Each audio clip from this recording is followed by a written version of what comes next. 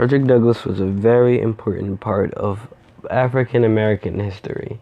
He was a key person in abolishing slavery, but not only that, he was an amazing writer and very helpful to the people around him. He was born in Maryland and died in Washington, D.C. Frederick Douglass was a slave from birth. He was taught the alphabet from Sophia, the wife of a brother of the man who put Frederick to work.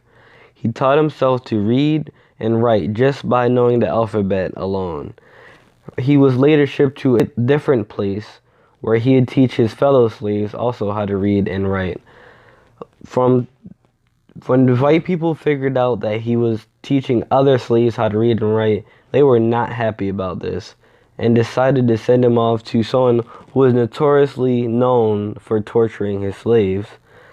After many failed attempts from escaping Covey's farm, at 1838 he traveled through Delaware and arrived at New York to the safe house owned by a man named David Ruggles.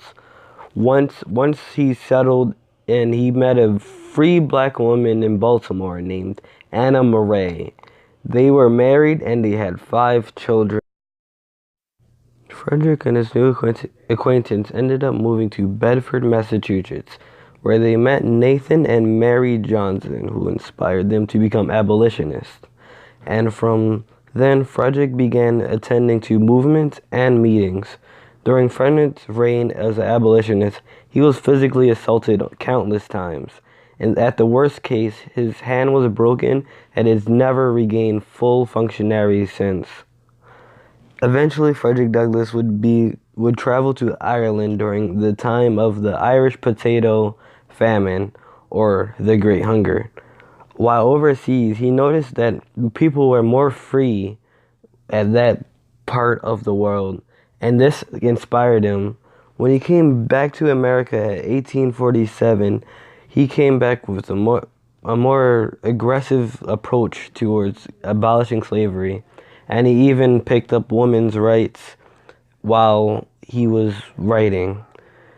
Being a great writer he was, the newsletter, which was known as the North Star, later became Frederick Douglass' paper in 1851, and it was published until 1860, before the start of the Civil War.